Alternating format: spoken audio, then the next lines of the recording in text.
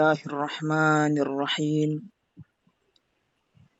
الحمد لله الذي أرسل رسوله بالهدى ودين الحق ليظهره على الدين كله وكفى بالله شهيدا وأشهد أن لا إله إلا الله وحده لا شريك له وأشهد أن محمدا عبده ورسوله لا نبي بعده. الحمد لله ya ikhwas semua. Barakallahu fikum. Yang audionya masih terbuka ditutup, ikhwan. Baik. Yang audio masih terbuka ditutup. Baik ya ikhwan. Kita bersyukur kepada Allah, memuji Allah atas nama-namanya yang husna dan sifat-sifatnya yang sempurna. Demikian juga kita memuji Allah dan bersyukur kepadanya atas berbagai macam nikmat, termasuk nikmat masih diberikan kesempatan untuk mendalami ilmu berkaitan dengan agamanya. Pada malam ini kita melanjutkan pelajaran kita mempelajari kitab Umdatul Talib li Nailil Ma'arib yang ditulis oleh Asy-Syaikh Al-Faqih Al-Allamah Faqihul Madhab Al-Imam Mansur bin Yunus Al-Buhuti rahimahullahu ta'ala. Kita telah sampai pada babun fis siwaki wa ghairihi. Baik, perhatikan ikhwan. Babun fis siwaki wa ghairihi. Baik, sebelumnya ya ikhwan, saya ingatkan untuk diri saya dan kita semua agar selalu memperhatikan arah niatnya.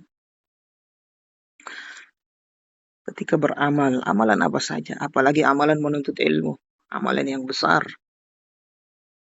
maka ya ikhwan, wajib kita memperhatikan arah niat kita.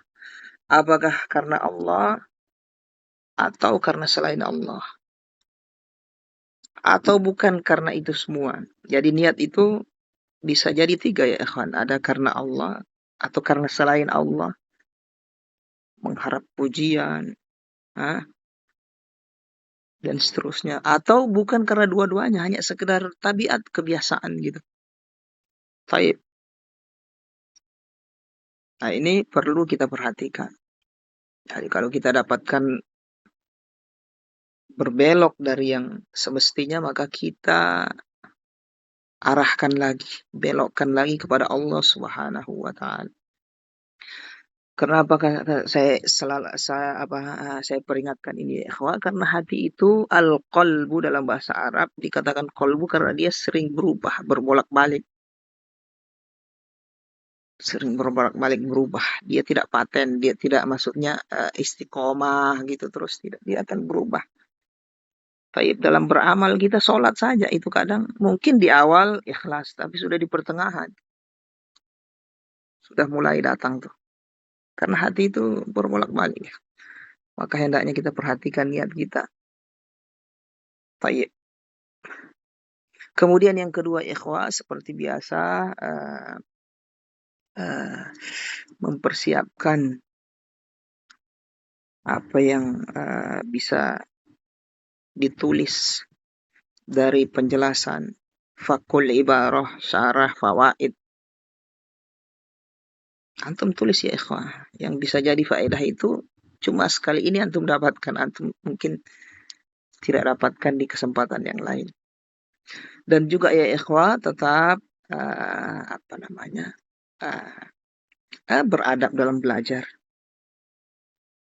Baik, Ustadz ini kan bukan pelajaran di majelis, walaupun ya ikhwah pelajaran online live itu hampir sama dengan di majelis ya ikhwah.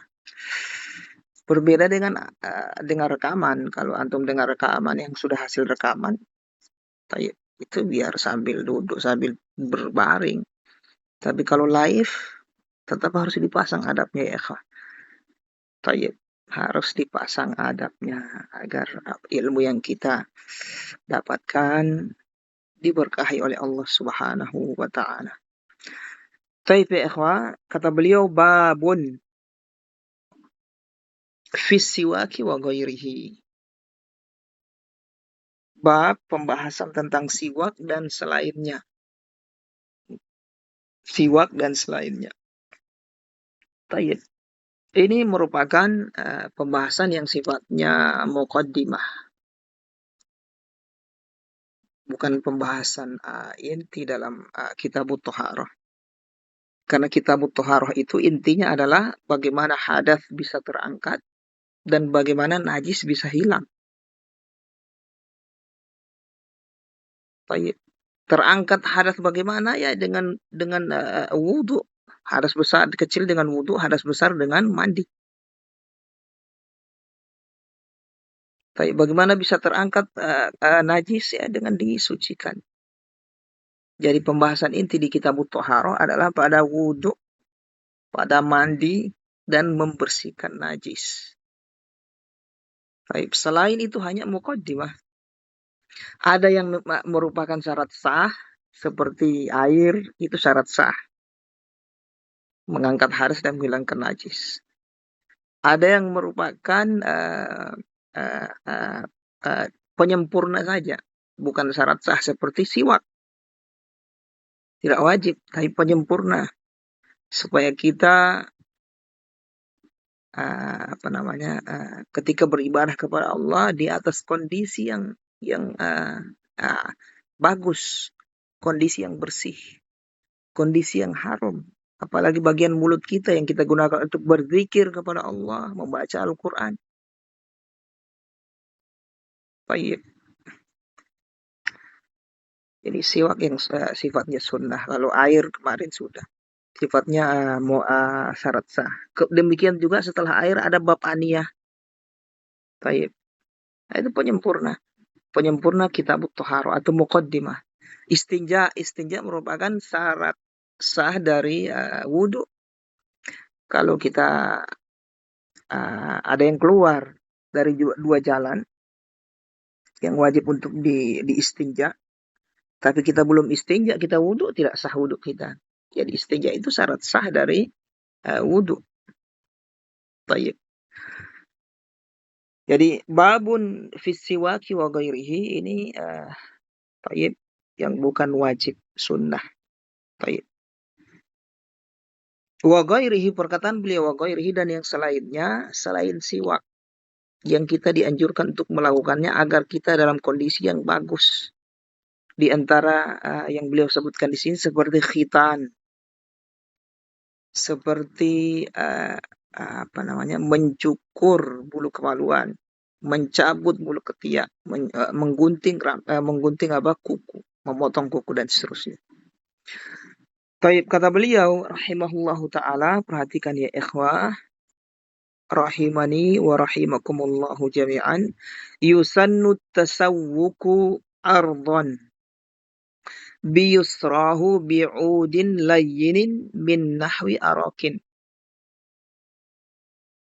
Disunnahkan at-tasawwuk, bersiwak. Disunahkan bersiwak. Ardhon, dengan cara ardhon itu dengan cara menggosok giginya dengan ardhon. Itu ardhon, cara menggosok gigi itu dengan bukan vertikal, horizontal. Itu ardhon. Dengan cara melebar kalau bahasa diterjemahkan, tapi yang dimaksud ini dengan cara horizontal ketika menggosok gigi, bukan dengan cara vertikal ke atas ke bawah, tapi dengan ke kiri ke kanan gitu. Tayyib, menggosoknya itu ardhon namanya. Tayyib. Biusrahu, dengan menggunakan tangan kiri. Jadi menggosok gigi atau siwak ini pakai tangan kiri. Karena dia termasuk izalatul wasakh, membersihkan sesuatu yang kotor. Tayyib. Menggunakan apa itu dalam menggosok gigi yang dimaksud dengan tasawuk ini? Bi'udin, dengan kayu. Bi'udin, dengan kayu. Artinya apa ya ikhwah? Artinya kalau bukan pakai kayu atau selain kayu maka tidak terpenuhi sunnah. Jadi sunnah siwak itu hanya dengan kayu. Nah, dengan kayu tayyib. Baik rantingnya ataupun akarnya. Kayu maksudnya pohon di sini. Ud. Tayyib. Jadi ud, baik rantingnya maupun akarnya. Yang kita apa, biasa pakai atau lihat itu ya siwaknya. Layin. Kayu tersebut harus layin, harus lembut supaya tidak merusak gigi, merusak gusi. Harus lembut. Baik. Artinya kalau yang keras, yang merusak gigi, maka tidak terpenuhi sunnah. Min nahwi arakin, kata beliau, min nahwi arakin, yang min nahwi arakin, yang berupa, min di sini berupa.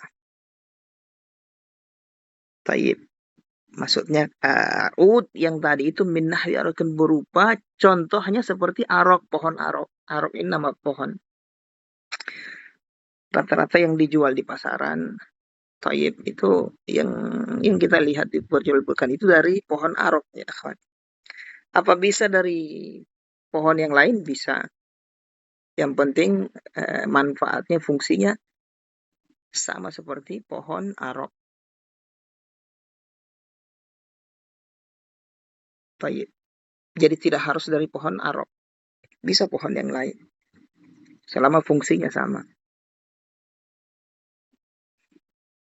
Nah, itu kita ambil dari kalimat beliau min nahwi, berupa contohnya. Nahwi itu artinya bisa yang lain, pohon lain. Taib. Jadi dari perkataan beliau ini ya ikhwah, siwak itu untuk terpenuhi sunnah yaitu pakai kayu. Taib. Ud, potongan kayu atau pohon dari rantingnya atau akarnya. Selainnya tidak. Ini mazhab Hambali. Taib. Ustadz, bagaimana kalau dia pakai yang selain itu ya, Ustadz, pakai sikat gigi misalnya, Hah? Pakai sikat gigi yang biasa digunakan itu kemudian pakai odol, apakah sama terpenuhi sunnah? Taib. Sudah beliau mengatakan di sini bi'udin, harus dengan ud, dengan kayu, pohon, tidak boleh selain itu. Untuk terpenuhi sunnah. Taib. Berarti tidak ada fungsi dong Ustadz kalau pakai sikat gigi, pakai odol. Itu kan fungsinya juga mulut jadi harum Ustadz. Menghilangkan atau mengurangi bau. Membuat gigi. Karena fungsi dari siwak itu adalah menghilangkan apa? Flek-flek. Warna-warna yang menguning di gigi, kemudian mengharumkan mulut dan menguatkan. Itu fungsi dari siwak. Yang pertama menguatkan gigi. Yang kedua menghilangkan bau. Yang ketiga menghilangkan warna-warna yang menguning di gigi. Atau kotoran yang di gigi. Di mulut. Taib.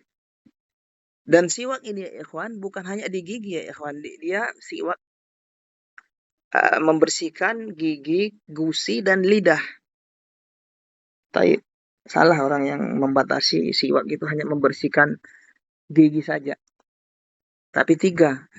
Gigi, gusi, dan lidah. Itu dibersihkan. Ya. Ketiga itu. Makanya kalau orang tidak ada gigi, masih bisa dapat sunnah dia dengan membersihkan gusinya dan lidahnya. Iya. Baik, demikian. Baik, orang yang menggunakan sikat gigi dan odol, Taib. Itu kan membersihkan mulut, menyehatkan juga, menguatkan gigi, menghilangkan warna-warna yang di gigi. Taib, kita katakan ya ikhwah, tidak terpenuhi sunnah karena ini termasuk ibadah. Jadi dia harus yang dari pohon. Tidak terpenuhi sunnah, tapi terpenuhi sunnah membersihkan mulut atau apa namanya, membersihkan diri secara umum. Taib. Jadi kita dapat sunnahnya, faedah sunnah dari dalil-dalil yang umum yang kita diperintah untuk membersihkan diri. Termasuk bagian mulut kita. Artinya ya ikhwah, jangan karena ini kan tidak sunnah berarti tidak usah sikat gigi. Jangan. Tetap sikat gigi kita kalau kita tidak punya siwak. Gitu. Tetap sikat gigi supaya mulut kita bersih, harum. Dan sehat juga. Jadi kita dapat faedah sunnah secara umum. Membersihkan tubuh kita atau bagian badan kita termasuk gigi. Baik, demikian ya ikhwah. Sama seperti sabun. Itu biasa orang mandi tidak pakai sabun misalnya kan agak-agak aneh ya. Baik, demikian. Nah, kalau dia pakai sabun bersih, harum badannya, demikian ya ikhwah. Jadi tetap dapat faedah sunnah secara umum. Dengan dalil-dalil yang umum. Taib. Walaupun tidak dapat fadilah sunnah siwak secara khusus. Taib, kita lanjut ya ikhwan. Wa yukrahu lisaimin ba'da zawali. Makruh kata beliau, dimakruhkan bagi orang yang berpuasa lisaimin ba'da zawali, setelah zawal, setelah tergelincir matahari. Ya, setelah tergelincir matahari, maka hukumnya makruh bagi orang berpuasa. Adapun orang yang tidak berpuasa, maka secara umum, kapan saja, di mana saja, hukumnya sunnah berlaku. Untuk orang yang puasa, taib setelah zawal makruh. Bagaimana kalau sebelum zawal, sebelum masuk waktu zuhur? Sebelum masuk waktu zuhur, beliau tidak terangkan hukumnya di sini. Baik, kita akan terangkan. Sebelum masuk waktu zuhur, bagi orang yang berpuasa ini, itu ada dua hukum, dua kondisi. Yang pertama menggunakan siwak yang kering, siwak yang yabis. Yang kedua menggunakan siwak yang basah. Siwak basah itu maksudnya siwak yang masih baru. Taib, kalau kita pakai yang masih baru itu biasa masih ada manis-manisnya rasa-rasanya. Kalau yang kering itu sudah tidak ada. Taib. Jadi bukan kering di sini yang dimaksud sini. Kering basah adalah tidak kena air, bukan. Yang siwak basah itu maksudnya yang masih baru. Kalau yang kering sudah lama berarti kayunya itu. Baik. Nah, kalau pakai sebelum zawal untuk bagi orang yang berpuasa ini, sebelum zawal pakai siwak yang kering hukumnya sunnah. Pakai siwak yang basah hukumnya mubah.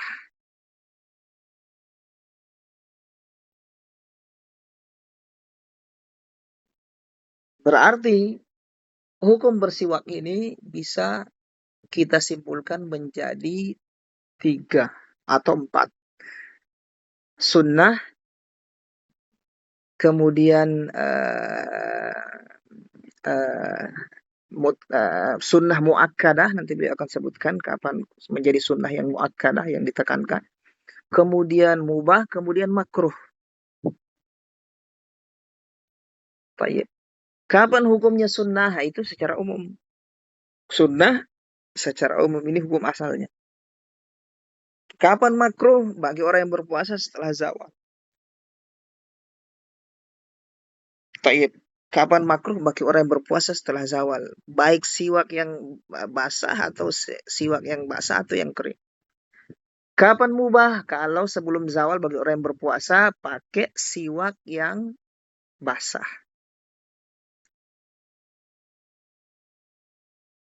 Eh, sebelum zawal sebelum zawal ya pakai siwak yang basah. Bagi orang yang berpuasa hukumnya mubah.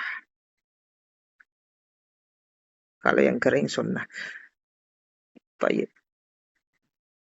Muta'akkid menjadi sunnah yang muakkadah di kalimat beliau yang setelahnya. Wa yata'akkadu, nah, wa yata'akkadu maksudnya menjadi sunnah yang muakkadah, yang ditekankan. Nah, di kondisi ini sangat-sangat ditekankan untuk bersiwak atau membersihkan mulut karena berkaitan dengan ibadah ini. Wa yata'akkadu inda sholatin. Kondisi yang pertama ketika sholat.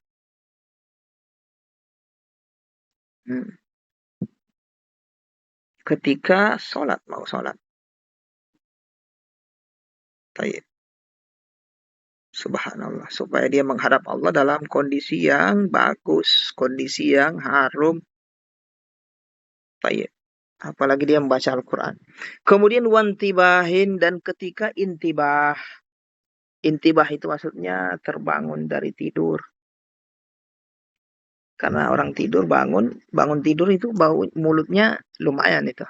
Maka ditekankan untuk bersiwak atau membersihkan mulutnya dengan sikat gigi dan odol. Kalau di kita ya yang tidak punya siwak. Wa taghayyuru famin, demikian juga ketika sudah berubah mulut. Berubah bau mulut maksudnya sih.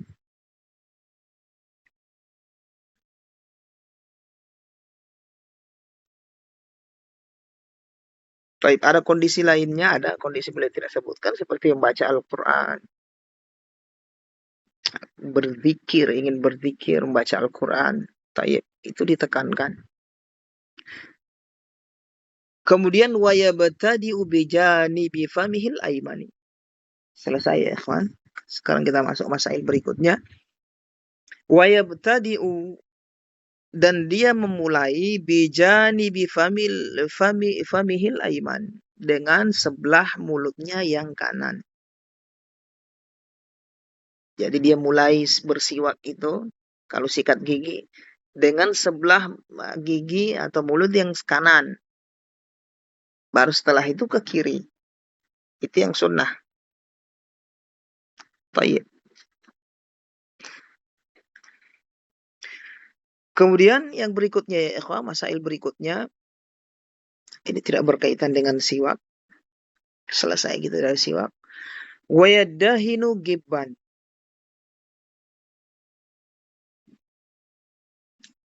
Disunnahkan atau dianjurkan yadahinu gibban. Dia iddihan itu artinya meminyaki rambut dan badannya. Itu iddihan, yadahinu. Meminyaki rambut dan badan. Termasuk juga menyisir rambut. Itu masuk iddihan. Apa itu iddihan? Yaitu meminyaki rambut dengan badan. Kulit maksudnya. Dan menyisirnya, menyisir rambut. Baik. Meminyaki dengan apa? Kalau zaman dahulu kala pakai minyak zaitun, fungsinya ya untuk membersihkan kulit. Tayyib. Mengobati kulit, misalnya kalau ada masalah pada kulit. Demikian juga pada rambut yang sudah rontok, pakai minyak bisa jadi subur. Ada ketombe, bisa mati ketombenya, bersih rambutnya, kepalanya. Itu fungsi iddihan. Tayyib. Itu zaman dulu. Kalau zaman kita ya pakai sampo, minyak rambut, hand body, dan seterusnya. Krim-krim itu masuk iddihan. Kata beliau, meminyaki atau mengkrimi meminyaki rambut dan badan, kulit gibban. Gibban, ya, itu yang sunnah gibban. Gibban itu sesekali, sehari Pak, sehari lakukan, sehari tidak. Sehari lakukan, sehari tidak. Itu namanya gibban. Itu yang sunnah. Artinya kalau sudah tiap hari itu sudah tidak sunnah.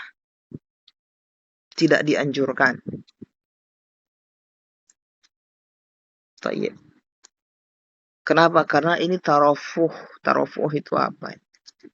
Sudah berlebihan dalam perawatan terhadap kulit dan rambut. Seperti sifat orang yang ingin berlebih-lebihan. Sifat-sifat orang yang ingin pamer dengan kulitnya, badannya seperti dengan rambutnya dan seterusnya, ini seperti orang ini. Makanya tidak disunnahkan kalau tiap hari. Tayyib. Kecuali orang yang kalau dia tidak lakukan itu akan terlihat sosok yang tidak disukai darinya. Seperti orang yang rambutnya kalau dia tidak sisir tiap hari, itu akan mengerikan kelihatan. Maka orang seperti ini ya dianjurkan ya setiap hari. Dan untuk menyisir rambutnya, merapikan rambutnya. Demikian juga kulitnya kalau dia tidak pakai, misalnya bermasalah kulitnya, bisa terjadi apa, dia harus pakai. Itu boleh. Bau badannya misalnya kalau dia tidak pakai polesan obat-obat tadi itu untuk dipoles di badannya akan menyebabkan bau yang keluar yang tidak sadar, dia harus pakai. Itu berarti itu kondisi yang dikecualikan. Itu berarti dia harus pakai tiap hari. Tapi kalau yang tidak membutuhkan seperti itu, maka tidak sunnah tiap hari. Yang sunnah adalah gibban, sehari pakai, sehari tidak. Termasuk menyisir, merapikan rambut.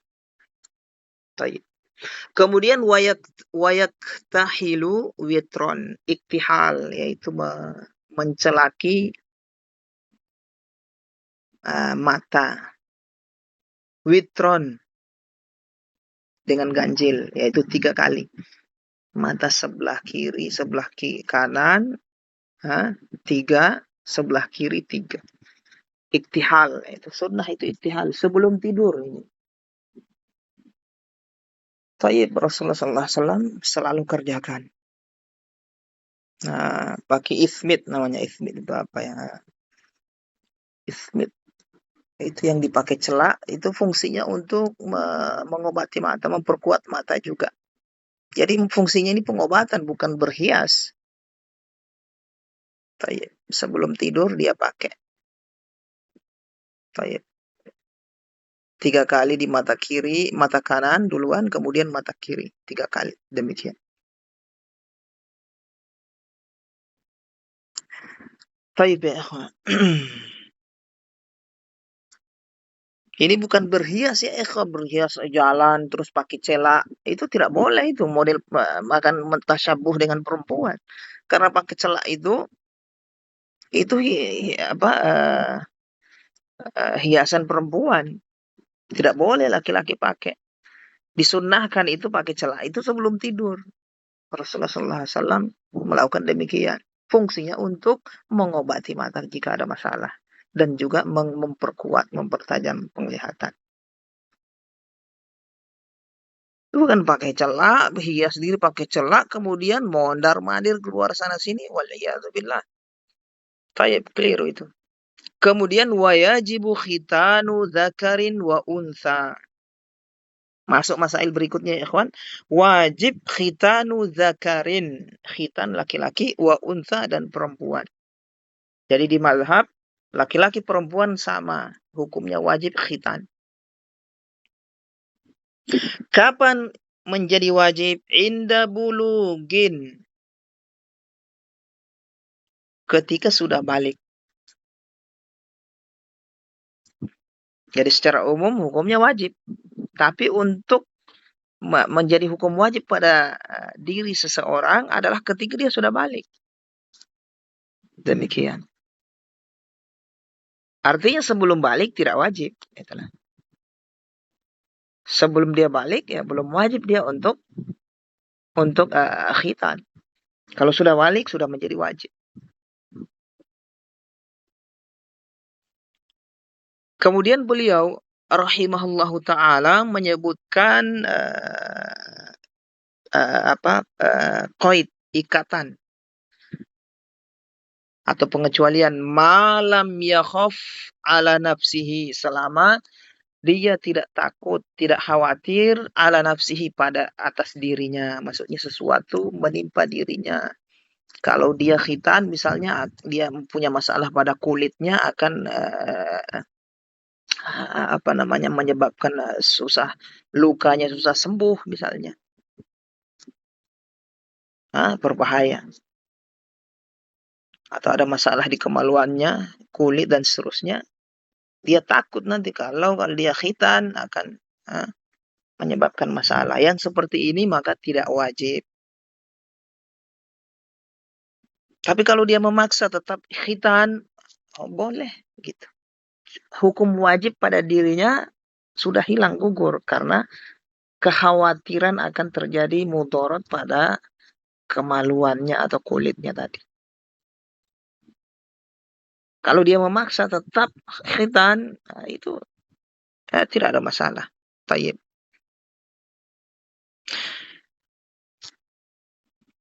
Kemudian kata beliau, perhatikan ya ikhwan,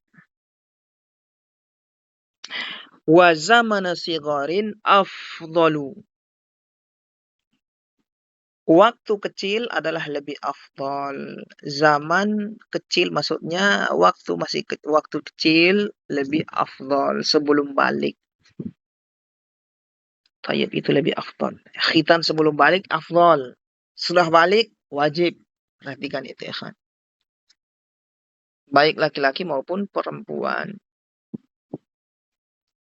Ustadz, untuk laki-laki yang diambil apanya Ustadz? Yang diambil adalah kulit yang ada yang menutup bagian kepala zakarnya. Itu yang diambil.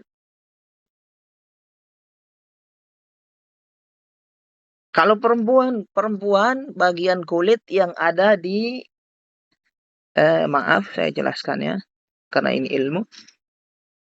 Ada kayak jeger ayam itu di bagian atas. Itu kulitnya yang dikeluarin, bukan itu yang digunting. Dagingnya bukan, kulitnya. Baik.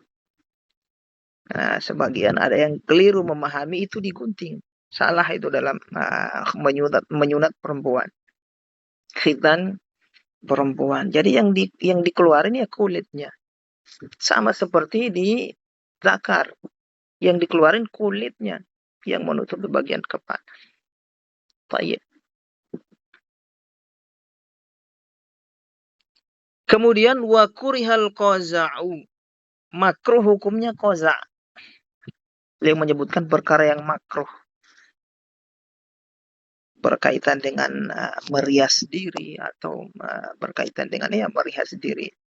Jadi siwak ini wa ghairihi, judul beliau wa babun fi siwaki wa ghairihi. Dan yang selainnya maksudnya berkaitan dengan menghias diri atau membersihkan diri badan. Sudah lewat kita beberapa masail ya. Khitan termasuk. Iktihal, celak sebelum tidur. Kemudian iddihan.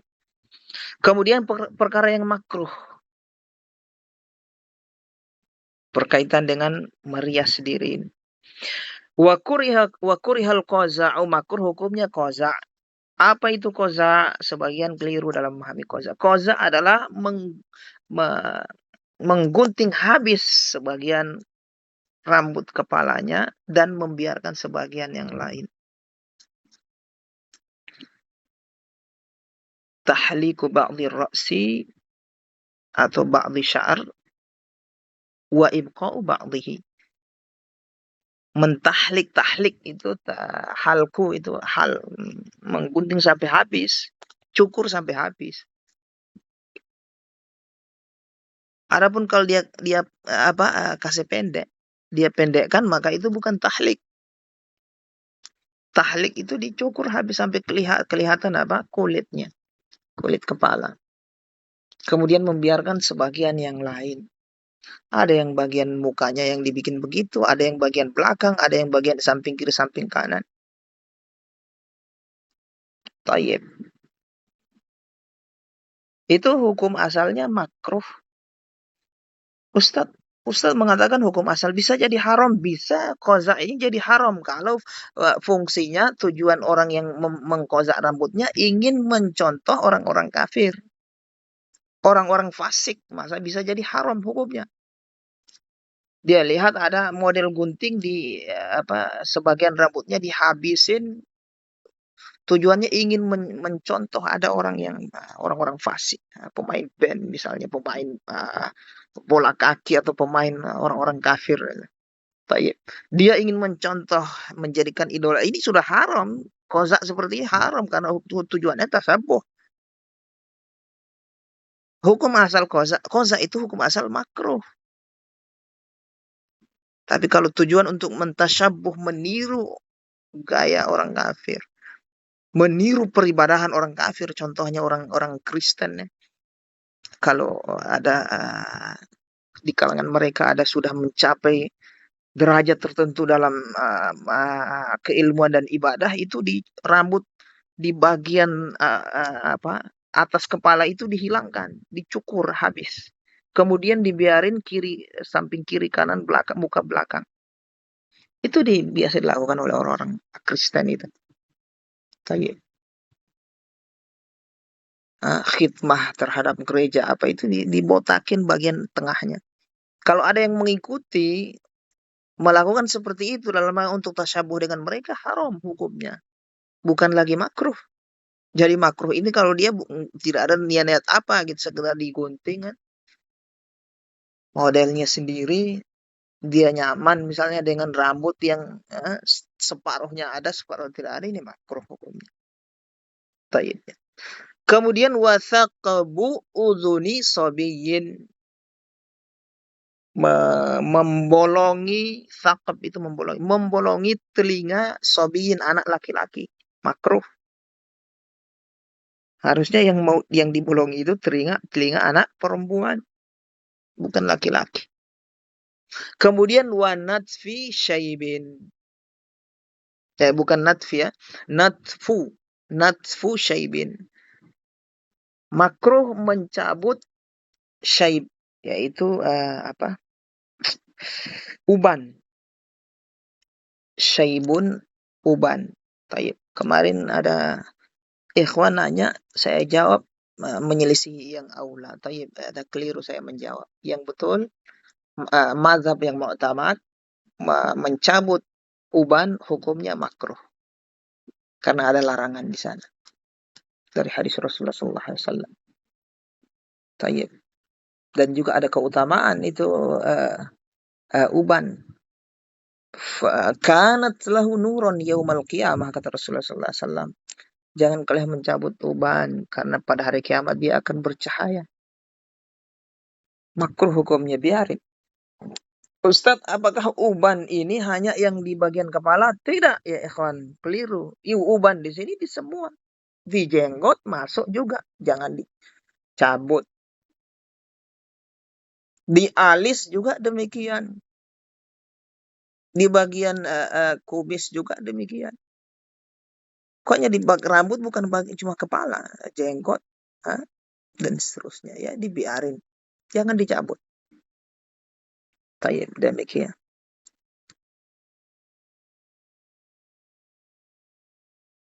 Kemudian, ya ikhwan, watagiruhu bisawadin, makruh merubah rambut dengan warna hitam.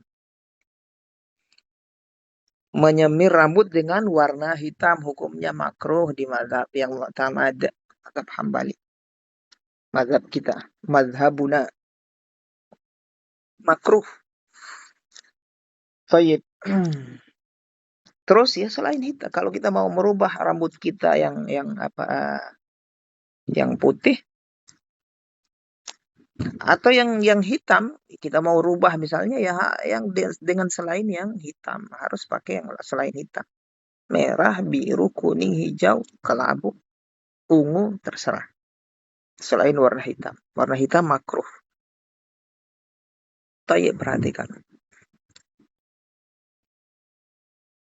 Kecuali ada kondisi yang tidak makruh pakai warna hitam. Kapan? Ketika dalam peperangan. Karena peperangan dituntut kita ya harus terlihat di kondisi yang prima. Kalau rambut putih-putih kan disangka nanti musuh, aduh lemah ini sudah tua ini.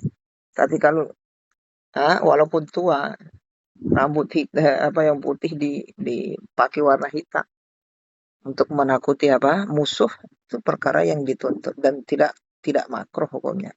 Taib kalau dalam peperangan pakai warna hitam. Taib. Kemudian ya ikhwah, wa sunnah istihdadun. Beliau menyebutkan perkara yang sunnah berikutnya, sunnah berikutnya berkaitan dengan berhias atau membersihkan diri supaya di atas kondisi yang fitrah manusia. Tayyib. Kalau dia biarkan ini maka dia akan lebih mirip dengan hewan buas, binatang buas. Contohnya apa yang sunnah? Istihdadun, yaitu mencukur bulu kemaluan. Kalau dia biarkan, repot. Demikian juga wahafu syaribin, memendekkan, menggunting sampai pendek, syarib, kumis. Tayyib. Kalau kumis berbeda dengan jenggot. Tayyib. Sunnah untuk dibiarkan tumbuh. Jangan diambil. Tapi kalau kumis, sunnah untuk dibersihkan, dirapikan, dipendekkan. Karena akan mengganggu nanti ketika makan dan seterusnya. Tayyib. Kemudian wataklimu zufrin au zufurin, memotong kuku. Ini kalau dibiarkan ini seperti hewan buas. Jadi dipotong. Kemudian wanatfu ibtin, mencabut bulu ketiak. Natf itu mencabut. Perhatikan ikhwan. Yang kalau dibiarkan akan mirip dengan hewan seperti ini. Makanya kita bersih ini dalam kitab-kitab yang lain disebut dengan khisalul fitrah. Sifat amalan atau amaliyah yang kalau dilakukan oleh seorang dia akan fitrah, kembali ke fitrahnya sebagai manusia. Tayyib, dan hukumnya sunnah. Tayyib ya akhwan. Di sini tidak disebutkan oleh beliau jenggot. Kenapa? Karena jenggot dilarang untuk dipangkas, dicabut, apalagi sampai dihabiskan. Tayyib. Berkaitan dengan jenggot ya ikhwah,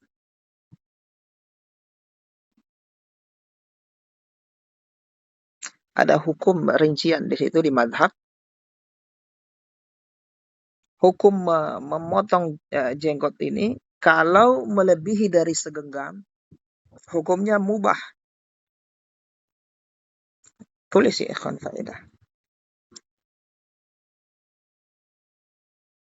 Kalau segenggam kita ambil jenggot kita segenggam, selebihnya itu yang lebih dari segenggam itu yang kita ambil, kita potong, itu mubah hukumnya. Kurang dari segenggam makruh. Potong sampai habis, sampai terlihat kulit, haram. Kalau itu sepakat para ulama di semua mazhab. Mencukur habis jenggot sampai habis terlihat kulit, selesai habis, itu hukumnya haram menurut kesepakatan para ulama di semua mazhab. Mazhab Hambali haram, Syafi'i haram, Maliki haram, Hanafi haram, sampai habis. Perbedaan mereka itu ketika tidak sampai habis. Tayyib. Kalau di mazhab Hambali, lebih dari 1 genggam yang dipotong, boleh. Kurang dari 1 genggam, makruh. Habis, haram. Selesai. Tayyib. Berarti kalau membiarkan jenggot tumbuh, hukumnya sunnah. Hukumnya diperintah, dianjurkan. Tayyib. Wa haruma namsun wa washrun wa washmun. Kemudian kata beliau rahimahullahu taala, haram namsun. Perkara yang haram ini beliau sebutkan lagi berkaitan dengan apa namanya? Membersihkan atau berhias. Haruma namsun, haram nams. Apa nams? Nams adalah mencabut bulu, mencabut rambut yang tumbuh di wajah, itu namsun namanya. Bukan yang tumbuh di kepala, yang tumbuh di wajah. Rambut-rambut yang tumbuh di wajah. Tayyib. Itu haram untuk dicabut. Itu namsun namanya. Kalau dipendekkan, digunting, boleh. Yang haram dicabut. Seperti alisnya. Kalau dia gunting, dia rapikan, boleh. Tapi kalau dia cabut sampai habis, haram. Demikian juga bulu mata. Tayyib. Atau rambut-rambut lain yang tumbuh di wajahnya. Itu namsun namanya. Berarti Ustaz boleh itu mencukur alis biasa dilakukan oleh perempuan untuk berhias, boleh. Boleh berhias apalagi untuk suaminya. Yang tidak boleh dicabut sampai habis, dicabut. Itu namsun dalam hadis Rasulullah SAW. Jangan keliru ya. Taib wa washrun, demikian juga haram washrun. Apa washrun? Washr itu mengikir gigi. Untuk fungsinya untuk hias, memperbagus gigi. Padahal giginya sudah bagus. Itu washr namanya. Dikikir, diapain, di model-model apain. Baik. Itu hukumnya haram. Ustadz pakai gigi palsu boleh kalau menutup aib. Misalnya orang yang giginya sudah hancur, sudah patah, tercabut, dia pakai gigi palsu boleh untuk menutup aib. Baik. Demikian.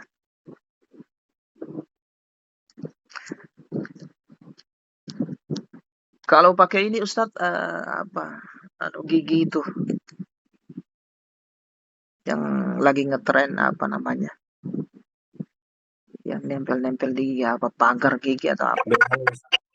Behel. Behel gigi. Dilihat apa fungsinya. Kalau untuk sekedar hias, ngetren, tidak boleh seperti itu masuk. Tayyib. Yang boleh adalah kalau menutup aib atau mengobati gigi. Kalau fungsi pengobatan, menutup aib itu boleh. Tayyib. Kemudian washam itu tato. Tayyib, tato hukumnya haram. Tayyib, kalau zaman dahulu yang bertato itu perempuan, bukan laki-laki.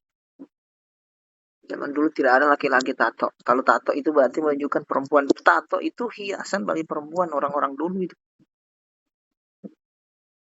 Tayyib. Sekarang sudah berubah zaman. Nah, yang bertato dianggap yang orang yang jantan, orang yang menakutkan. Padahal tidak. Tato itu sifat perempuan. Itu hiasan dilakukan oleh orang-orang dulu. Hiasan untuk perempuan. Dan itu hukumnya haram. Tato ya. Baik laki-laki maupun perempuan. Tayyib ya ikhwan. Kemudian ya ikhwah, hafizakumullah, perhatikan.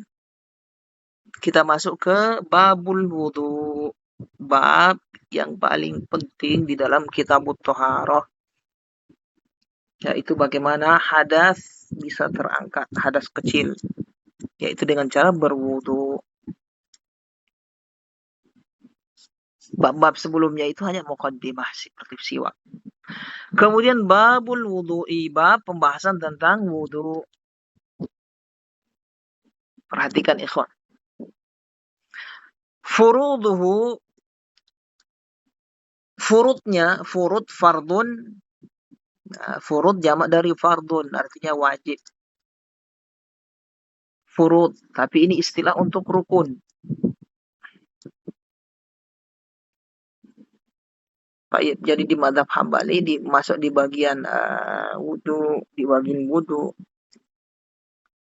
atau di beberapa masail dalam ibadah bab, kalau mereka mengatakan furuduhu, farduhu, yang mereka maksud adalah rukun. Karena di sana ada lagi amalan yang wajib, yang biasa. Itu berbeda hukumnya. Furuduhu, rukunnya, ini rukun. Kalau ditinggalkan, rukun tidak tidak akan gugur dengan sebab apapun. Baik lupa, tidak lupa, sengaja, tidak sengaja, jahil, tidak jahil, itu tidak ada. Itu tidak tidak akan menggugurkan. Tetap dianggap dia tidak melakukan sesuatu. Tidak melakukan ibadah itu atau tidak sah ibadah itu. Apa rukunnya? Apa saja rukun dari wudu ini? Ghuslul wajhi. Yang pertama, membasuh wajah.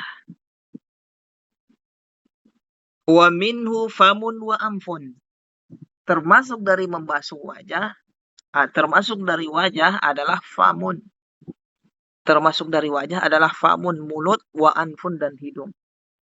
Yang dimaksud mulut dan hidung di sini bukan secara hakikatnya, ikhwan. Mulut dan hidung bukan. Yang dimaksud adalah rongganya, lubangnya, lubang mulut atau rongga mulut bagian dalam, dan hidung bagian dalam, lubang hidungnya. Kalau mulut wa ila itu sudah jelas. Hidung juga jelas. Ya kan? Yang dimaksud oleh beliau di sini rongganya, rongga mulut dan rongga hidung. Lubang mulut, lubang hidung. Taib, itu masuk bagian dari wajah. Artinya harus terbasuh. Wudhu kalau tidak membasuh bagian mulut dan hidung maka tidak sah. Taib. Caranya seperti apa? Beliau tidak sebutkan di sini, dengan madmadah dan istinsyaq. Memasukkan air ke mulut dengan cara madmadah supaya sah. Kemudian ke hidung, istinsyaq, dihirup atau dimasukkan ke hidung, yang penting airnya masuk ke hidung, rongga hidung. Taib.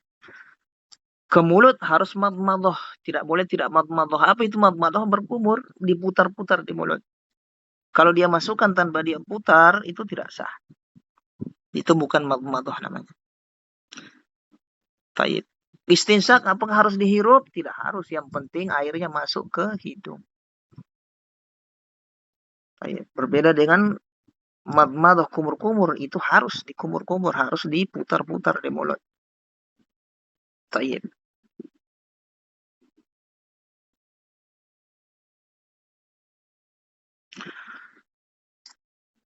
Kemudian wa ghuslul yadaini ma'al mirfaqain. Yang kedua, membasuh kedua tangan sampai siku. Ma'al mirfaqaini, sampai siku, artinya pakai artinya masuk, sikunya juga masuk. Kalau dalam ayat ilal mirfaqain, ila di situ bermakna ma'a. Ma'a al mirfaqain. Artinya sikunya masuk. Jadi di dalam ayat itu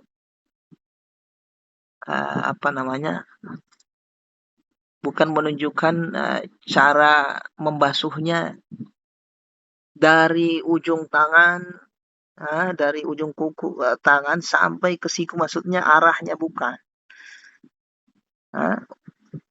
Maksud yang dimaksud di situ adalah batasannya dari tangan itu sampai siku.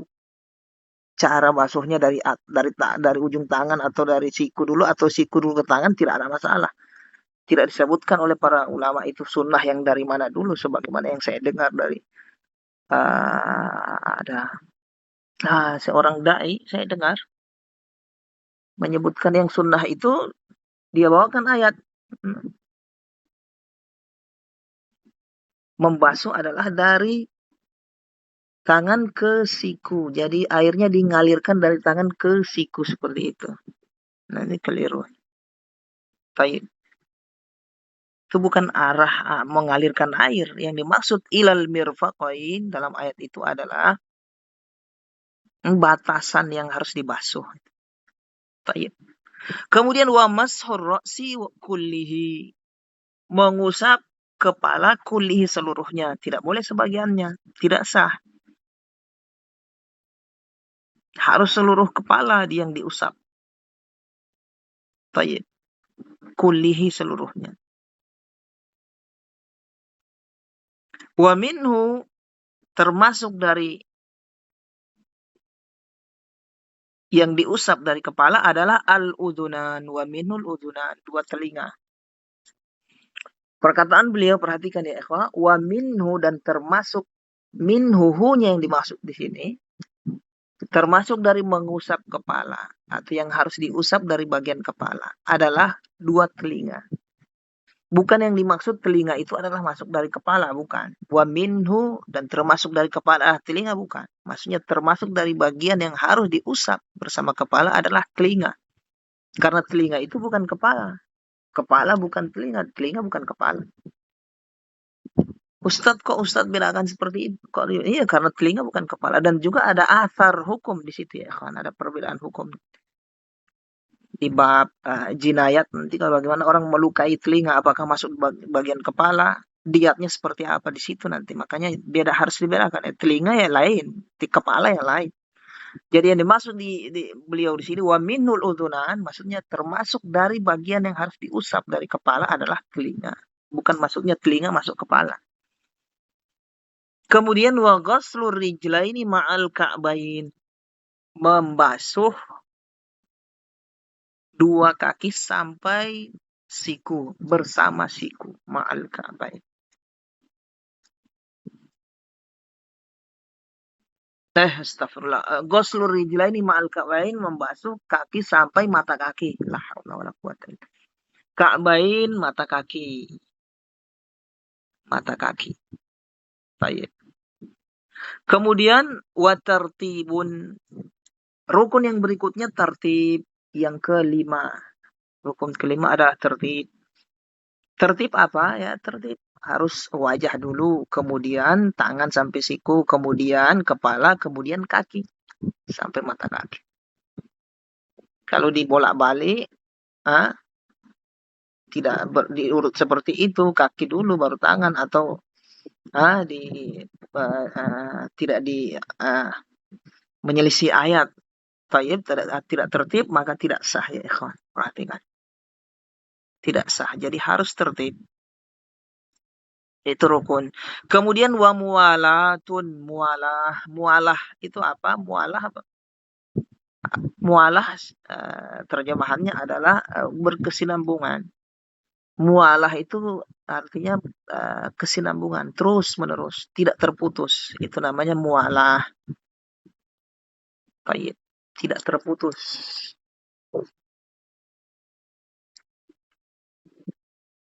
Dan beliau rahimahullahu taala menjelaskan apa maksud dari mualah. Kata beliau, bi alla yuakhira. Bi alla yuakhira. Ghusla udwin hatta yajifa ma qablahu. Bi alla yuakhira, yang dimana la yuakhir, dia tidak boleh mengakhirkan.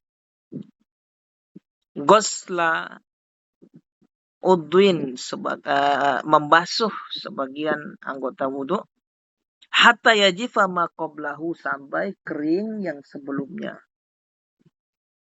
Itu maksud dari al-mualah, mualah. Jadi jangan dia mengakhirkan membasuh anggota wudhu, itu mualah itu jangan dia membasuh anggota wudhu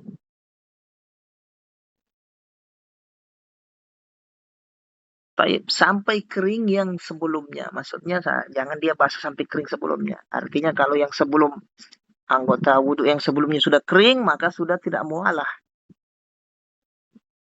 Kalau masih basah, berarti masih mualah. Misal,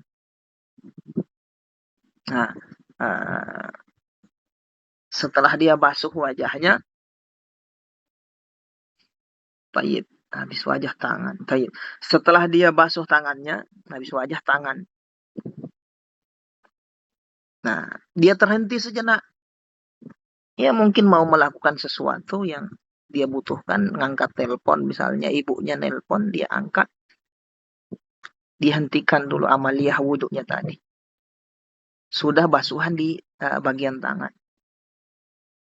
Setelah dia matikan telepon, tapi niatnya tidak menghentikan wudhunya. Dia ingin tetap meneruskan wudhunya. Tapi kalau dia niatkan ingin memutuskan wudhunya, menghentikan wudhunya, maksudnya membatalkan, maka batal. Dia harus ulang dari awal. Tapi kalau dia niatkan tidak, berarti masih terus itu. Setelah dia nelpon, selesai, dia matikan. Dia lihat, kalau air sudah kering di tangannya, berarti sudah tidak mualah. Tidak boleh dia teruskan mengusap kepala. Kalau dia lihat masih basah tangannya, berarti masih mualah. Lanjut saja. Dia usap kepala, setelah itu membasuh kakinya. Itu yang dimaksud perkataan beliau, bi alla yuakhira ghusla udwin hatta yajifla qablahu. Jadi maksud mualah itu, dia tidak mengakhirkan membasuh anggota wudhunya sampai kering yang sebelumnya. Kalau sudah kering sudah tidak mualah. Kalau sudah kering sudah tidak mualah. Kalau masih basah masih mualah. Lanjut saja. Itu maksud dari mualah. Jadi bi'anlah, kalimat-kalimat seperti itu itu kalimat tafsiriyah ya ikhwan. Perhatikan kalau antum mau membaca kitab para ulama. Kita berbahasa Arab. Kalimat bi'anlah itu biasa menafsirkan kalimat yang masih mubham sebelum. Bi'ayyakuna kada wa kada, itu kalimat tafsiriyah. Bihaitsu dan seterusnya. Itu kalimat tafsiriyah. Makanya mau diterjemahkan isinya berarti dalam artian bisa. Wa mualatun dan mualah bi alla yuakhira dalam artian. Nah, dia menjelaskan mualah itu. Kayak menafsirkan mualah. Tapi ya ikhwah, perhatikan jangan tidur. Yang ngantuk Baik. Saya alhamdulillah sudah minum kopi tadi. Segar sudah mata ini. Baik, perhatikan ikhwan. Jadi rukun wudhu ada 6. Yang pertama membasuh wajah, termasuk mulut dan hidung, kumur-kumur dan istinsyak. Kemudian yang kedua membasuh tangan sampai siku. Kemudian mengusap kepala seluruhnya, termasuk 2 telinga. Kemudian membasuh kaki sampai mata kaki. Kemudian tertib mualah. 6. Perhatikan ikhwan. 6 rukun wudhu.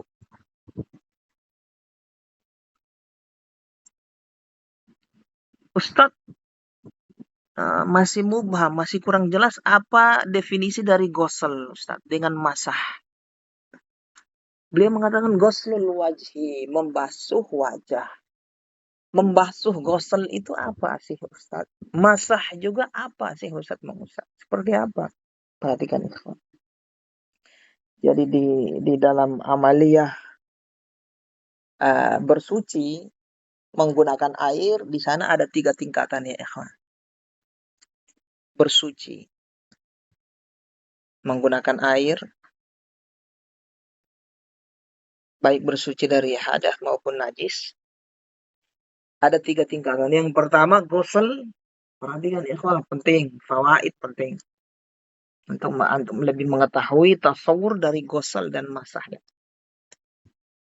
Yang pertama ghusl, tingkatan tinggi. Yang kedua nadah. Yang ketiga masah. Baik. Jadi ada ghusl. Ghusl itu menggunakan mengalirkan air di anggota wudhu atau anggota mandi. Baik. Sampai ada yang terpisah darinya, dari anggota itu. Dialirkan air di anggota wudhu atau anggota mandi, misalnya kalau dia mandi wajib, dan ada yang terpisah dari air itu, mengalir, menetes. Baik. Itu namanya ghusl. Yang kedua ada namanya nadah. Nadah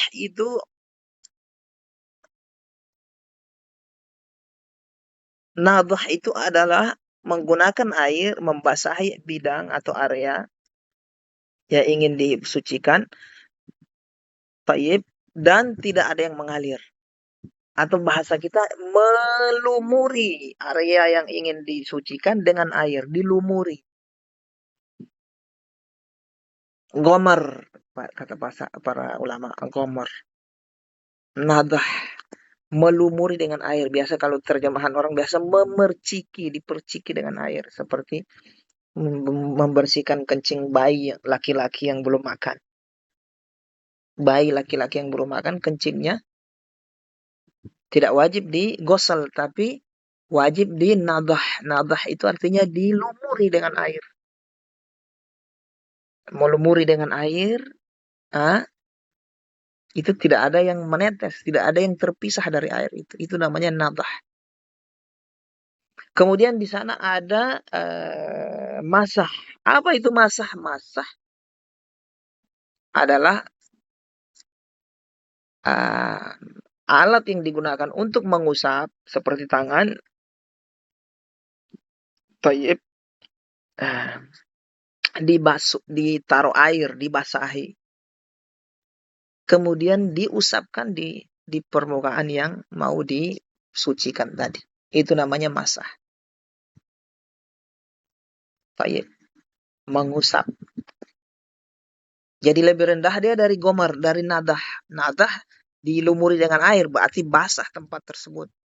Tapi tidak ada yang terpisah dari air itu mengalir. Kalau basah itu tidak basah biasa. Itu tidak basah karena dia hanya dilembabkan dengan air saja, tangan atau permukaan yang mau diusap tadi seperti kepala ditaruh air, kemudian tinggal digosokkan tangan. Itu namanya masah. Atau tangan yang dibasahi, taruh air, kemudian diusapkan di area yang mau diusap tadi. Itu namanya masah. Jadi tingkatan rendah masah menggunakan air. Yang pertama ghusl, yang kedua nadah, yang ketiga masah. Baik ya ikhwan. Jadi dalam membasuh wajah harus ghusl ya ikhwan. Artinya apa? Air harus mengalir di wajah dan harus ada yang terpisah. Mengalir dan menetes, itu sebagian dari air itu. Demikian juga di tangan, kemudian di kaki, demikian. Jadi artinya kalau air itu cuma kita lumuri di anggota wudhu tadi, tidak ada yang terpisah dari itu, cuma kita ambil air kemudian kita tepuk-tepuk, begitu kita lumuri, basah-basah sih. Tidak ada yang terpisah, tidak mengalir air itu, itu tidak sah, bukan ghusl namanya. Baik, ikhwah.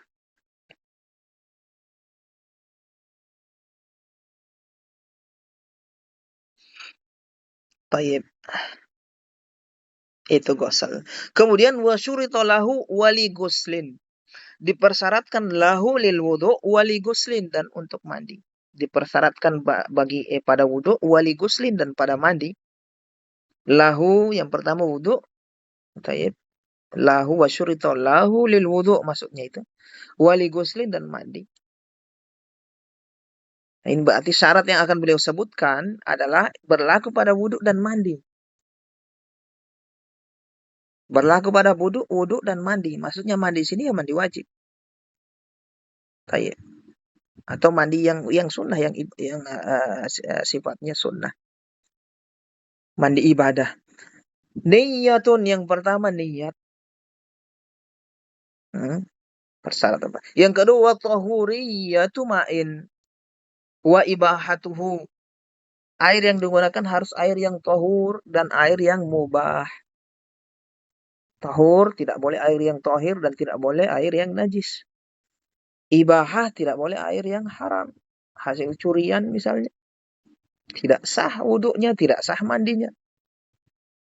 Kemudian wa izalatu ma yamna'u wusulahu. Menghilangkan ma apa saja yamna'u yang menghalangi wusulahu. Sampainya air ke anggota wudhu atau anggota mandi. Baik. Harus dihilangkan dulu yang nempel-nempel menghalangi air, itu hilangkan dulu. Itu syarat sah. Kemudian wangqita'u mujibin, inqita'u mujib, terhentinya mujib.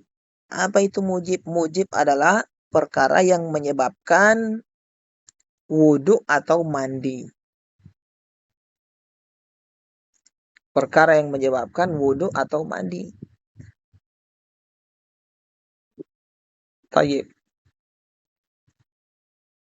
Itu kalau masih ada, belum kelar, dia sudah wudhu, tidak sah wudhu. Sementara kencingnya keluar, ada yang keluar dari dua kubul dan duburnya, dia wudhu. Nah, itu tidak sah. Jadi harus sudah terhenti. Demikian juga. Sementara haidnya belum kelar, belum selesai, masih ada yang keluar, dia mandi wajib, tidak sah. Itu yang maksud inqita'u mujib. Harus sudah selesai penyebab wudhu dan penyebab mandi. Itu syarat sah ya kawan. Jadi syarat sah wudhu dan mandi adalah niat yang pertama. Yang kedua, air yang digunakan, dua kriteria, air yang tahur dan air yang mubah. Yang ketiga, menghilangkan yang menghalangi sampainya air ke anggota wudhu atau mandi. Yang ketiga, inqita'u mujib. Selesai dari perkara yang menyebabkan mandi dan wudhu. Tayyib ya. Watajibu fihima at-tasmiyatu. Perkara yang wajib. Fihima pada keduanya. Pada wudhu dan pada mandi. Selesai kita dari rukun. Rukun wudhu. Selesai kita dari syarat sah wudhu. Juga merupakan syarat sah dari mandi. Sekarang kita masuk ke perkara yang wajib. Wajib dalam wudhu. Juga dalam mandi. Tapi ini derajatnya lebih di bawah dari rukun ya ikhwan. Baik. Wajib, perkara yang wajib derajatnya lebih di bawah dari rukun. Watajibu wajib fihima pada wudhu dan mandi at-tasmiyatu tasmiyah. Membaca bismillah. Baik. Ma'adzukri atau ma'adzikri sama saja. Kalau dzukr, kalau antum dhammah za-nya itu ingat berkaitan dengan mengingat hati. Kalau zikir itu berkaitan dengan lisan. Zikir ma'adzikri ma'adzukri. Jadi yang lebih aula ma'adzukri, bukan zikri. Ma'adzukri. Bersama ingat, maksudnya jika dia ingat. Jadi wajibnya membaca tasmiyah jika dia ingat. Ingat dengan hatinya. Artinya kalau lupa, maka tidak wajib. Gugur kewajiban. Kalau lupa wudhu, membaca bismillah ketika wudhu. Sebelum wudhu membaca bismillah ketika mandi wajib.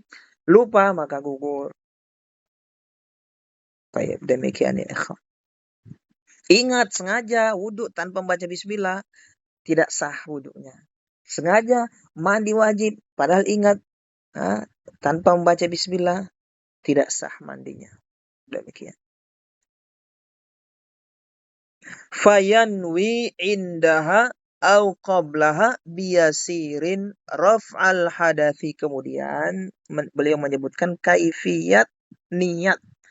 Kaifiyat niat. Jadi dalam niat ini ada kaifiyatnya, ada surahnya seperti apa.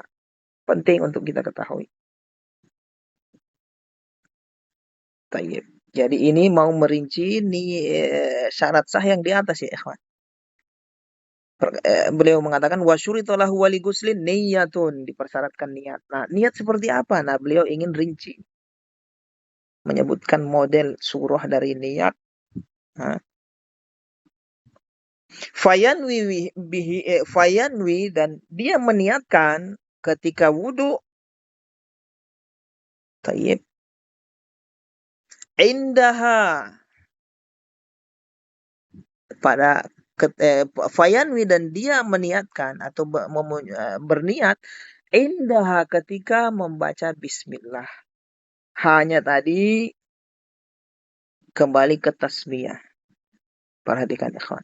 Hanya kembali ke tasmiyah. Jadi dia berniat baru baca tasmiyah bismillah, baru amaliyah wudu. Baik. Niat baca tasmiyah baru mandi. Kalau wudu ini pada mandi, begitu. Baik. Tapi kalau niatnya apa?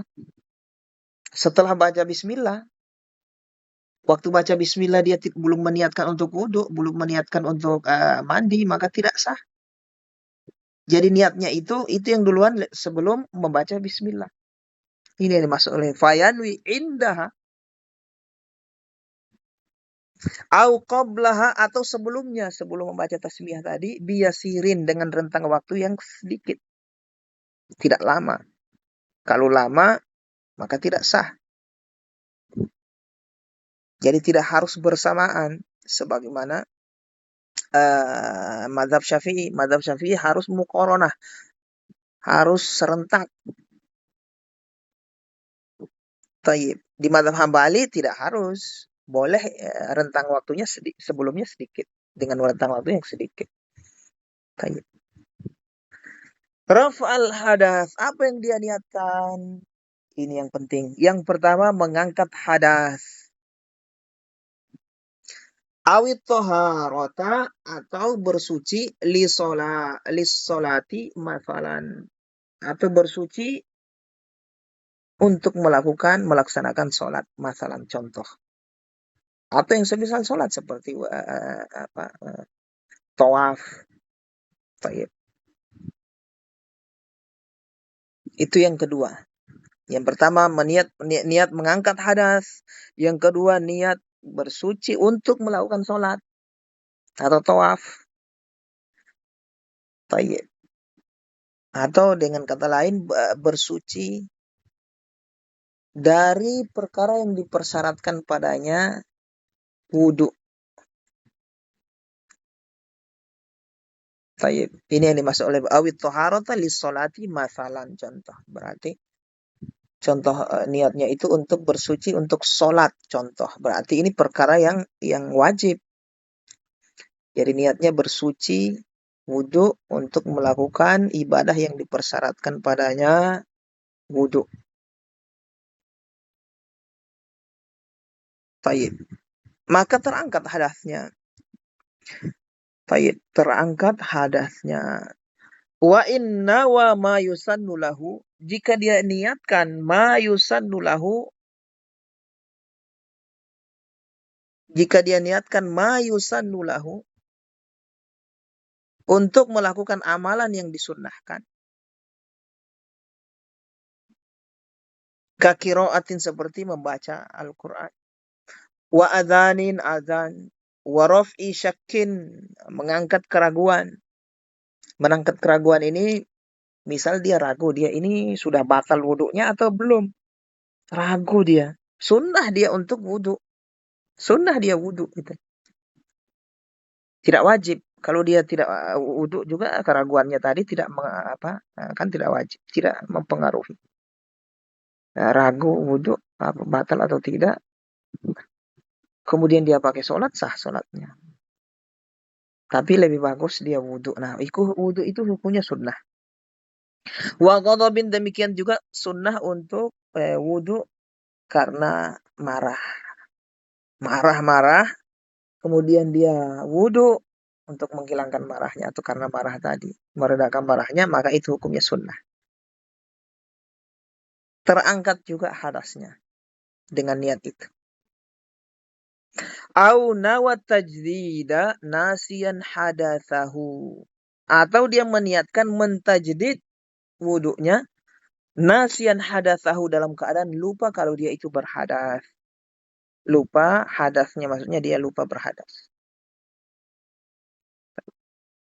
Berarti kaifiyat niat ini perhatikan ya ikhwan yang beliau sebutkan 1, 2, 3, 4. 4. Perhatikan penting ya ikhwan. Nah, ini dasar ya. Kalau antum tidak paham ini, jangan pernah harap antum bisa memahami kitab-kitab yang di atas. Apa syarah-syarahnya juga. Perhatikan. Niat yang pertama mengangkat hadas. Sah irtafa'a hadatsu, terangkat hadasnya. Yang kedua, niat bersuci ingin melakukan ibadah yang dipersyaratkan wudhu. Seperti sholat. Jadi dia wudhu, ingin sholat. Terangkat hadasnya. Walaupun dia tidak terbetik dalam hatinya ingin mengangkat hadas. Jadi yang mendorong dia untuk wudhu adalah ingin sholat. Bukan karena ingin mengangkat hadas. Maka terangkat hadasnya dengan wudhu yang tadi. Dia tahu dia berhadas misalnya. Kemudian dia ingin tawaf. Dia berwudhu. Wudhu tujuannya ini apa? Atau yang mendorong dia wudhu karena ingin tawaf. Terangkat hadasnya. Yang ketiga, wudhu ingin melakukan perkara yang sunnah. Yang disunahkan berwudhu. Ingin melakukan amalan yang disunahkan berwudhu. Itu wa innawa ma yusannu lahu katsiratan seterusnya. Contohnya apa? Seperti membaca Al-Quran. Tidak wajib orang yang sedang berhadas kecil maksudnya. Dia harus wudhu dulu baru bisa baca Quran. Kecuali mandi. Kalau junub iya wajib. Tapi kalau hadas kecil tidak. Nah dia berwudhu ingin membaca Al-Quran. Padahal itu hukumnya sunnah dia berwudhu untuk baca Al-Quran. Maka terangkat hadasnya. Walaupun tidak terbetik dalam hatinya ingin mengangkat hadas. Demikian juga ingin azan. Saya mau azan ini. Saya wudhu. Terangkat hadasnya.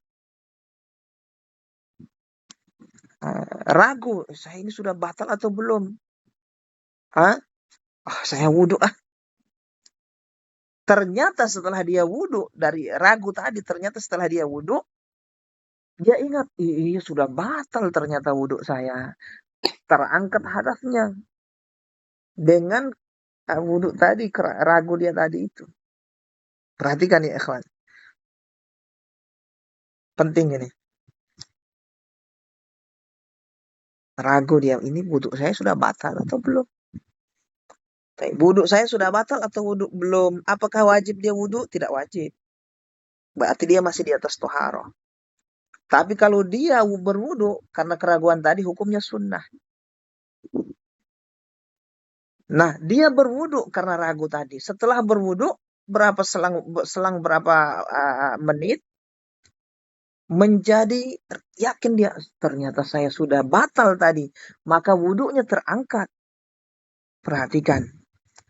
Karena sebab berwudhu akan keraguan dia. Apakah dia masih di atas toharoh atau tidak. Demikian juga karena marah-marah. Ngomel misalnya apa, marah. Berantem dengan istrinya. Kemudian ingin meredam amarahnya dia berwudhu. Terangkat hadasnya. Walaupun tanpa meniatkan mengangkat hadas. Cukup dia berwudhu ingin mengangkat ingin menghilangkan amarahnya. Atau karena marah tadi. Kan sunnah itu hukumnya.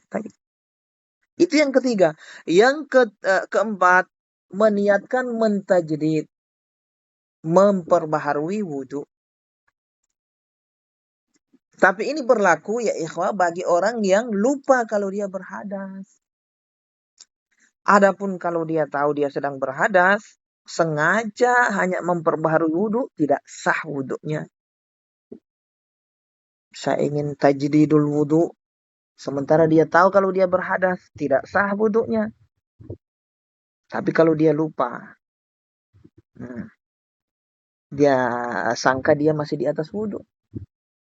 Saya ingin berwudu lagi supaya dapat pahala banyak ini. Mentajdil wudu setelah dia, itu kan hukumnya sunnah. Setelah dia berwudu, kerampung selesai, baru teringat, saya ternyata sudah batal. Terangkat hadasnya. Demikian ya, akhwan. Jadi 4 surah, 4 bentuk niat, kaifiat niat, mengangkat hadas atau ya, mengangkat hadas yang pertama atau berwudu ingin melakukan ibadah yang dipersyaratkan wudu seperti sholat dan yang semisal, atau berwudu ingin melakukan ibadah yang disunnahkan untuk berwudu, atau berwudu ingin memperbaharui wudu kalau dia lupa. Ya ini ternyata kalau dia lupa, maksudnya dia lupa dia berhadas, dia kira dia tidak berhadas, tapi kalau sengaja dia ingat dia berhadas, ingin memperbaharui wudu, tidak sah wudunya ya. Tayyib. Muncul pertanyaan, bagaimana kalau tajdidul wudu ini disunnahkan kapan, Ustaz? Apakah setelah wudu saya ulang lagi padahal belum melakukan ibadah, belum sholat saya ulang, itu disunnahkan? Tidak ya. Tajdidul wudu disunnahkan bagi orang yang sudah memakai wudu tadi untuk sholat atau yang semisal sholat seperti tawaf. Adapun kalau dia belum pakai sholat, baik sholat wajib atau sholat sunnah, belum tawaf juga, sudah mau tajdidul wudu, itu tidak disyariatkan, tidak disunnahkan. Jadi tidak disunnahkan, wudu berapa menit, padahal belum pakai sholat, mau tajdidul wudu. Habis wudu lagi, mau datang wudu lagi, tidak disyariatkan itu. Wudu itu, tajdidul wudu disyariatkan, atau mengulang wudu padahal belum batal, disyariatkan setelah dia pakai wudu yang pertama. Demikian juga wudu yang kedua. Kalau dia pakai lagi, nah demikian ya ikhwah. Baru dia disyariatkan lagi tajdidul wudu. Demikian ya ikhwah. Pakai ibadah dulu baru sunnah. Kalau tidak, tidak boleh tajdidul wudu. Tidak disyariatkan. Kemudian awil gusla linahwi perhatikan.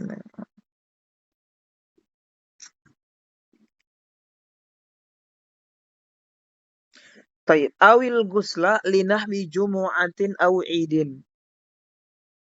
Atau mandi gusla. Gusla itu karena dia ataf ke raf al-hadath ya ikhwan. Ataf ke raf al-hadath. Awit toharota. Dan seterusnya. Awil gusla. Atau mandi. Meniatkan mandi. Linahwi jum'ah. Niat mandi untuk Jumat, melaksanakan sholat Jumat. Itu hukumnya sunnah. Au idin, atau sholat id. Hukum sunnah dia mandi. Maksud beliau di sini, untuk mandi, beliau ingin merangkap ingin merangkap pembahasan. Mandi itu ya niatnya sama seperti wudhu, hampir sama. Mengangkat hadas, mandi junub misalnya, mengangkat hadas, itu hampir sama niatnya dengan wudhu ya. Saya mandi ini, niat mengangkat hadas. Saya sudah junub atau saya sudah bersih dari haid misalnya oleh perempuan.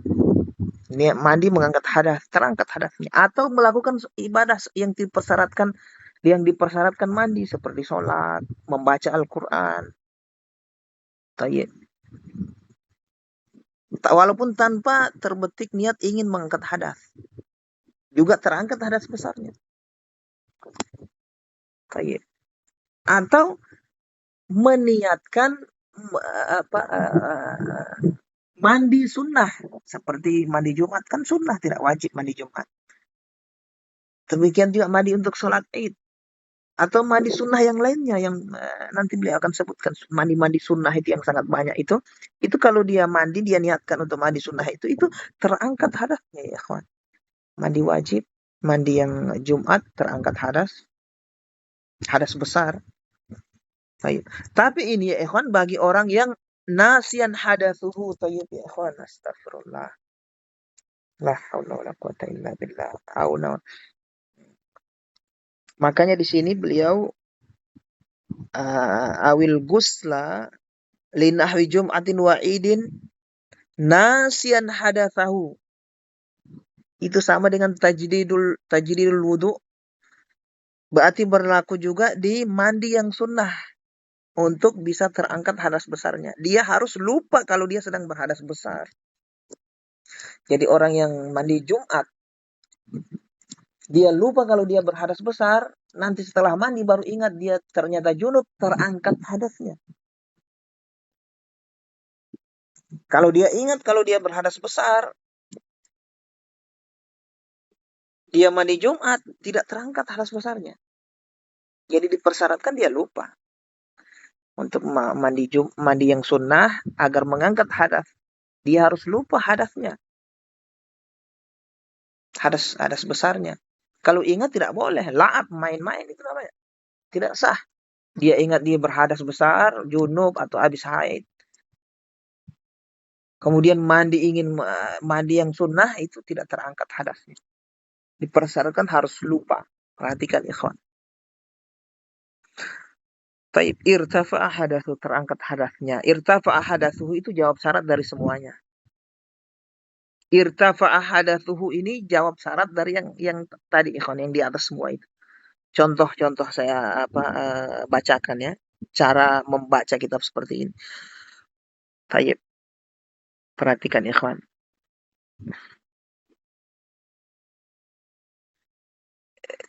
Di sini. Nah, dimulai dari sini. Jawab syarat irtafa'a hadatsuhu dari fayanwi indaha au qabla biyasin raf'al hadath irtafa'a hadatsuhu. Awit taharata lis-salati masalan irtafa'a hadatsuhu. Wa inna wa ma yusannu lahu bla bla bla irtafa'a hadatsuhu. Au nawa tajdida nasiyan hadatsahu irtafa'a hadatsuhu. Awil ghusla li nahwi jum'atin wa idin irtafa'a hadatsuhu. Tayyib. Itu jawab syarat dari semuanya. Tayyib. Makanya kalau antum tahu jawab syaratnya itu, antum nerjemahkan enak. Tayyib. Wa in tanawwa'at ahdatsun fayanwi ahadaha irtafa'a kulluha.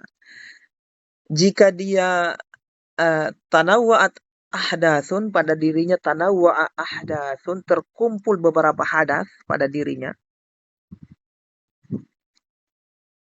Seperti dia kencing, kemudian dia kentut, kemudian makan daging onta. Itu kan hadas, wajib dia wudu. Tayyib. Fayanwi ahadaha, lalu dia niatkan salah satunya untuk mengangkat hadas salah satunya. Irtafa'a hadatsuhu, otomatis terangkat semua hadasnya. Saya wudu karena saya makan daging onta tadi. Padahal dia habis kencing, habis apain, banyak hadas kecil. Dia niatkan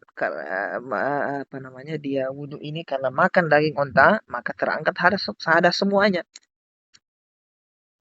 Baik, walaupun dia tidak meniatkan item hadasnya ini saya wudu ini ingin mengangkat hadas kencing, hadas berak, hadas makan daging onta, hadas menyentuh kemaluan, karena menyentuh kemaluan itu menyebabkan hadas juga batal wudu. Baik. Salah satunya saja. Atau secara umum, saya ini wudu ingin mengangkat hadas. Secara mutlak tidak meniatkan item hadasnya. Maka terangkat hadasnya. Bagaimana kalau dia berwudu hanya sekedar bersuci. Tidak meniatkan yang 4 di atas. Tidak niat ingin mengangkat hadas. Tidak niat ingin melakukan ibadah yang dipersyaratkan padanya wudu. Seperti sholat. Tidak niat ingin melakukan ibadah yang disunahkan untuk berwudu. Tidak niat ingin tajdidul wudu. Baik. Sekedar apa? Ingin bersuci, ingin wudu. Kamu wudu apa ya? Sekedar wudu. Tidak sah, tidak terangkat hadasnya. Sekedar niat wudu tidak terangkat hadas. Apalagi ingin bersuci tidak terangkat hadasnya juga. Terus ini kaifiat niat harus wudunya mengangkat hadas. Itu yang sah. Atau melakukan ibadah yang dipersyaratkan bersuci. Atau yang disunahkan untuk bersuci. Untuk wudu. Demikian. Atau tajdidul wudu. Itu ya kawan, kaifiat niat. Atau mandi sunnah. Terangkat hadas besarnya bagi orang yang lupa kalau dia berhadas besar. Demikian ya ikhwah yang bisa saya sampaikan.